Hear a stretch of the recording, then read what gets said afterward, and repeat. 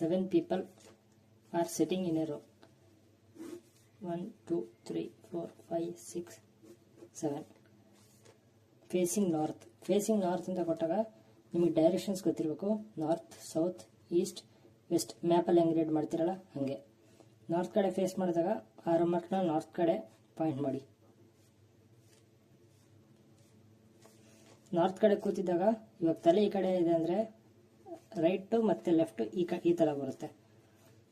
Next condition ಏನಿದೆ, only 3 people sit between N and I.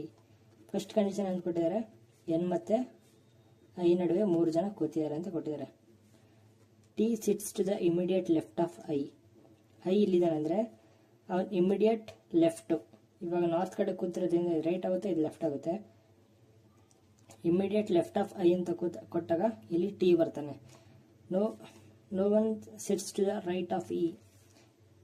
ಇಲ್ಲಿ ಕೂತಿಯಾನಂದರೆ ಇವನು ರೈಟ್ ಮತ್ತು ಲೆಫ್ಟ್, ರೈಟಲ್ಲಿ ಯಾರೂ ಇರೋದಿಲ್ಲ, ಹಂಗಾಗಿ ಕಾರ್ನರಲ್ಲಿ ಇ ಬರ್ತಾನೆ.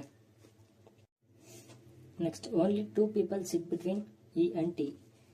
ಇ ಮತ್ತು ಟಿ ನಡುವೆ ಓನ್ಲಿ ಇಬ್ಬರು ಮಾತ್ರ ಕೂರ್ತಾರೆ. ಟಿ ಈ ಕಡೆ ಬರಲ್ಲ, ಯಾಕಂದರೆ ಅವ್ರು ಹೇಳ್ಬಿಟ್ಟಿದ್ದಾರೆ ಆಲ್ರೆಡಿ ಈ ರೈಟ್ ಸೈಡ್ ಯಾರೂ ಬರೋದಿಲ್ಲ ಅಂತ. ಟಿ ಮತ್ತು ಈ ನಡುವೆ ಇಬ್ಬರು ಬರ್ತಾರೆ. ಸೊ ಟಿ ಇಲ್ಲಿಗೆ ಬರ್ತಾನೆ. ಇವಾಗ ಇವರಿಬ್ಬರ ನಡುವೆ ಇಬ್ಬರು ಇರ್ತಾರೆ. Next condition, A sits to the immediate right of R.